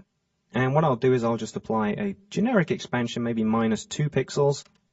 And let's come down here and let's just select the same option for the left one. So that has just fine-tuned that edge a little bit more. If we wanted to feather them even more, I can, but I've got that set already about 4 pixels. I'm happy with that. If you do want to change it, please feel free. But then obviously we need to set motion blur on for both of these masks. So again, the masks are selected inside the comp window. Right-click or control-click on the mask itself. Come all the way down to motion blur and make sure that they are set to on. Same as before, that will now specify them. And you see immediately everything is now blurred out to match the motion that we've got. Let me just deselect everything. Check out the motion we've now got here. If I just scrub through the timeline, you can see the motion blur is working when it needs to, when the wings are moving at an extreme speed. Come back over here again. There we go. Got this lovely faded motion blur, getting some really nice intermediate shots here of what's going on. Let's just zoom down a bit and we can see the whole thing. It's looking really nice. The cool thing is it's not taking long to render because we have isolated those two separate masks together. Now another shortcut technique I wanted to tell you about, I'm not going to show it to you just for a second, but if you need to stabilize your footage, basically when you start creating a rotoscope effect, the footage that you have, and this one is a prime example of something that's being zoomed up on and actually focused on very closely with a camera, you will inevitably get kind of a certain amount of camera shake. So if the camera's not mounted on a tripod or something like that, you get a little bit of movement, and that makes it harder to rotoscope because you have to move pretty much every single frame along the way and apply a different mask shape for it. What you can do is coming up to the animation menu and using the motion tracker stabilizer option, which I will cover in another demonstration in a while, you can actually tell the layer to stabilize itself down and become more static and more still. Then you can apply your rotoscoping. Kind of keeps it easier to do because you're not having the layer bounce around. Now, if you have the ultimate desire to rotoscope the effect and then bring back that kind of handheld camera look, you can simply use an expression or the wiggler palette to do that job for you, to just randomize the final position value of the whole layer, but it's much easier to stabilize it first, do your rotoscoping, and then pull it back again afterwards. So again, just another thing I wanted to point out is something you can try as you go through.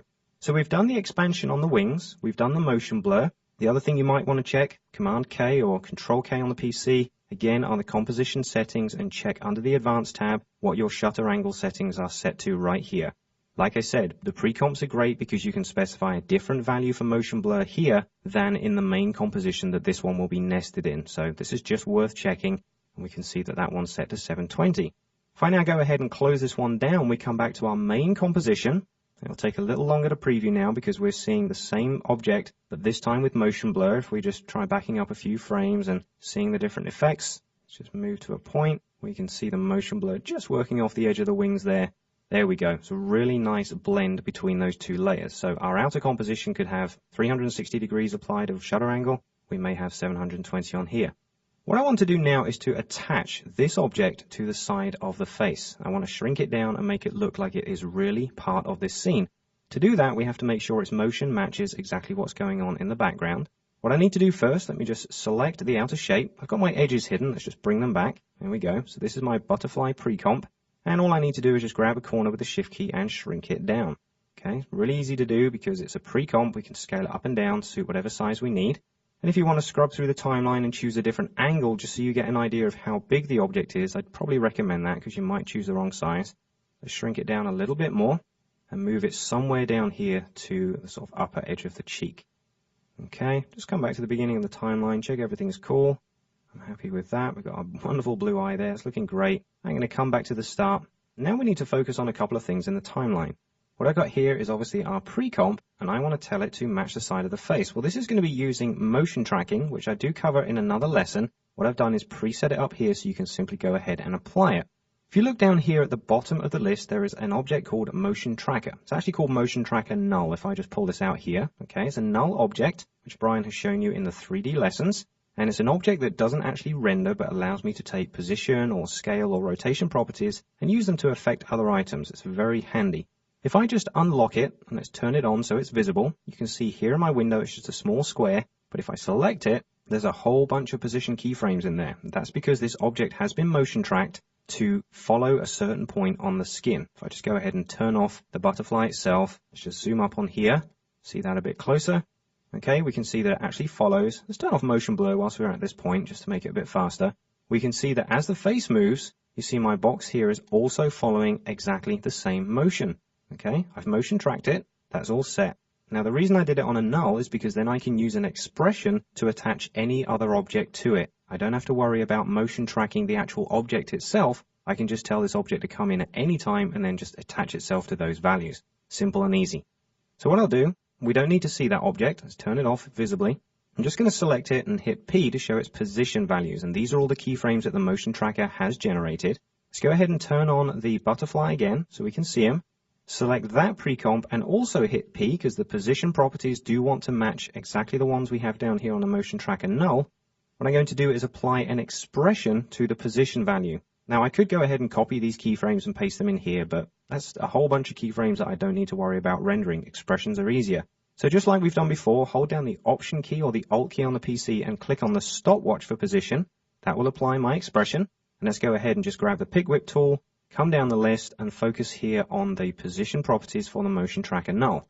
As soon as I select it, the JavaScript is applied over here. I can just hit Enter to say OK, and when I do, you see the butterfly just jumped across into a brand new position. Obviously, there's a reason for that. It's now following exactly the same position data as the motion tracker null. So we can see that just moving around, just a gentle preview just for a second or so. See that difference? It's now looking like it's actually attached to the skin, yet it still has its own rotoscoped motion. It's looking pretty good. Okay. What I want to do now is to just lift it off a little bit more. Let's add a simple effect like a drop shadow. That'll do a simple job for us. So just tidy this up. We don't need all this anymore. We could even go ahead and lock the null layer. We don't need access to that because the expression is taking care of it. And with the butterfly comp selected, I'm just going to hit Command 5 or Control 5 to bring up my effects palette. And let's just type in the word drop, and that will bring up the drop shadow effect, which I can double click to apply to my layer. Let's pull it up here, close that one down. And let's just apply very simple change. Let's maybe push the drop shadow below the object. Let's maybe increase the softness, obviously, very important. Cool thing is the drop shadow will also respect the motion blur that's been applied. So as soon as these wings fly up and start moving around really fast, the drop shadow will feather to match that motion blur as well. So it's much more realistic. I might just bring the opacity down a bit. It's a little too sharp for my liking. Just want it to look like it's on the skin, but not too heavy. There's not really much lighting in the scene. Got to make sure everything matches as much as we can. So I'm pretty happy with that. Let me just reduce my preview size here, and we're on half quality. Let's go ahead and just hit 0 and do a quick preview of that. Do bear in mind at this point, obviously, that motion blur is still turned off, so my rendering is a little bit faster. But feel free to go ahead and turn the motion blur on so you can just see the finished effect. But you can see that by the simple process of rotoscoping the eye onto the eyeball, we get a lovely effect there, which matches well with our blink and the motion blur when it's turned on. But also the same with the butterfly, which has been attached to the side of the face using motion track data. Gives a much more realistic effect. Just go all the way out there. There we go. We got the motion of the wings. Let's just do a quick preview of that. We can see a really cool effect. Wonderful features that we can do. And we've still got our nicely blurred out background here, which we started off with. So we've got good depth of field here, and the focus is more on the butterfly on the side of the face. What I'm going to do, just for a laugh, let's go in and turn the motion blur on and do a full preview of that. And we can see there a really nice finished effect. The blur on the wings looks really nice, and don't forget the drop shadow is respecting that. The motion tracking on this certainly makes the finished effect really nice. You've even got a little bit of movement on the butterfly's legs towards the end of this animation, and the drop shadow picks up on that really nicely. So you can see that all the rotoscoping effects and shortcuts we've used here have given us a really nice finished result. Okay, let's have a look now at some sort of more post-production techniques with regards to rotoscoping. Just going to click to stop my animation there and just close it down. Don't forget, go ahead at any time and go to File and Save. You've done a heck of a lot of work here. I want to make sure we don't lose any of it. And what we'll do now is open project number 4, which is called Rotomats A. So double click and open that, and then just go ahead and hit the space bar and do a preview, and you'll see again. Another rotoscope I was up all night doing. I'm kidding, it didn't take that long at all. Just a bunch of paths, all with different feather amounts on, each one giving a wonderfully finished effect. We can always go ahead and hold down the Option key or the Alt key and click in the bottom right here of the composition window, which shows us our transparent background, and we can see a real nice cutout of this object. Now, occasionally, you might be passing this job off to someone who's on another system that doesn't necessarily recognize the vector shapes that we've drawn around here to do our rotoscoping. So how would we get around that? Well, the way to do it would be to export this movie as a matte that someone can then load in as another QuickTime movie and apply it as a Luma matte to another layer. So I quickly want to show you how we can do that. It's very easy to do. At the moment, if we exported this movie, we could obviously apply it to the render queue and specify an output of RGB plus alpha, so it would recognize this as transparency, but this won't give us the result that I'm looking for. The reason I might want to export this as a matte only, which means the background is black and the foreground is white and all the feathers are still intact, is because I might need to go in and add some post-production effects to that matte when I'm using it. If I exported this movie with the matte already in it as an RGB file with alpha channel, I wouldn't really be able to make changes to the matte because it's not a separate file. So this is why I might want to do this. Very easy to do. What I'm going to do is just click on here and select the bug layer itself, and you see here's all the masks that we have. If you want to just scroll through the timeline there, you can see the position and movement of them all. Just tell you one thing here, the quickest and easiest one to do was the eyes, because once I'd set the two of them, I could just do free transform and select them both at the same time, because wherever they move, they're always in perfect alignment with each other, and that was a really easy one to do. So always look out for shortcuts like that, because they will help you in your timeline. Okay, zoom back down. What I'm going to do with this layer selected is just press Command 5 or Control 5 and bring up our effects palette again, and I'm going to bring up the fill effect. Double click it, and that will fill my whole layer with the wonderful default color of red, which we all love. Just go ahead and click on there and change it to a white. Okay, now I've filled the whole layer with white. We don't see any color pixels anymore. If we just deselect and hit the space bar again, we now basically have the finished effect of a matte. That's exactly what I want to see and what I wish to export. Background is naturally black because the background color of my composition is. If yours isn't, just go ahead and change that. But you can see here I'm now ready to go.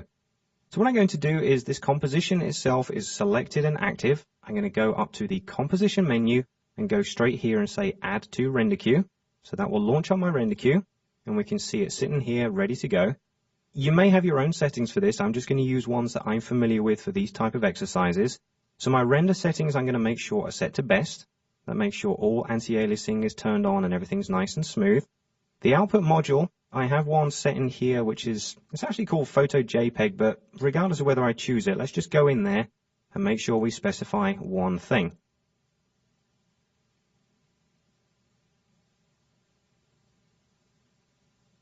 Format options aside, the post-render action is one that's very handy to use. I'm going to tell it to, after it's rendered, import the new movie back into my project. Just saves me going to the hard drive and trying to locate it. As soon as it's rendered, it appears in my project window and I can then use it as a matte. Okay, just go ahead and click OK. And then all I need to do is choose what it's called and where it's going to be saved. I'm just going to save it to the very desktop of my computer. And let's go ahead and hit render. And it won't take long because it's a very straightforward layer. It's only containing effectively 256 shades of gray. And if you wanted to, you could make the matte based on that. So when you export the file using maybe animation compression or something, you can choose 256 levels of gray instead of RGB. You'll obviously end up with a smaller file, but it will still contain all the detail required to hold your matte information. Okay, now that's rendered, I can close this one down.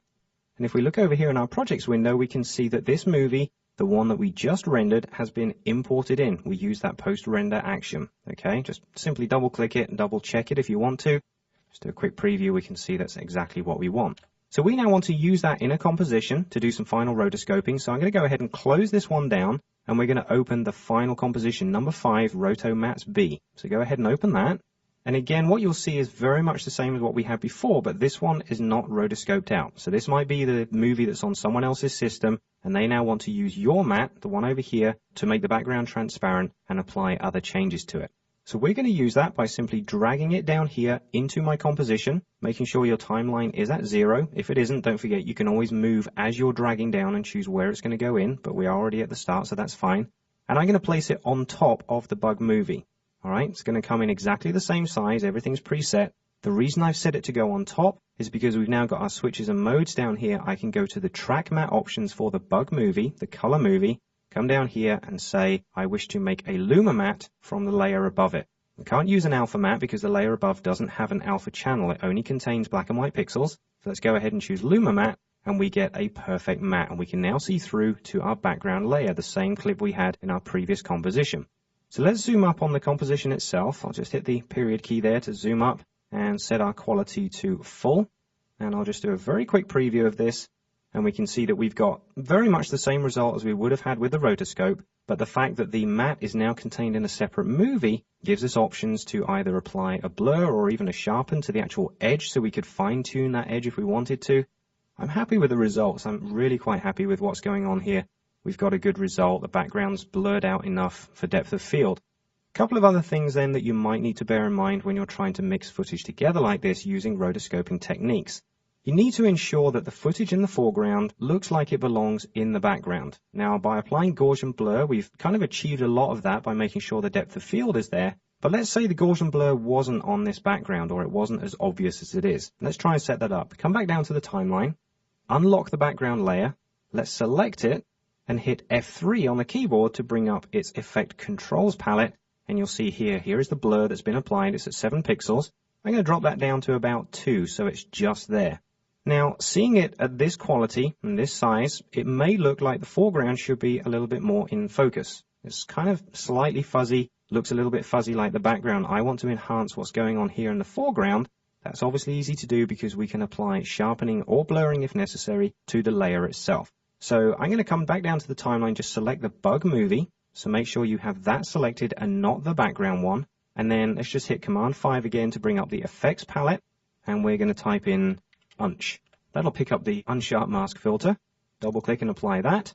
And now we have unsharp mask applied to this composition. It's already increased the amount of which you can see the detail. Let's just turn that off.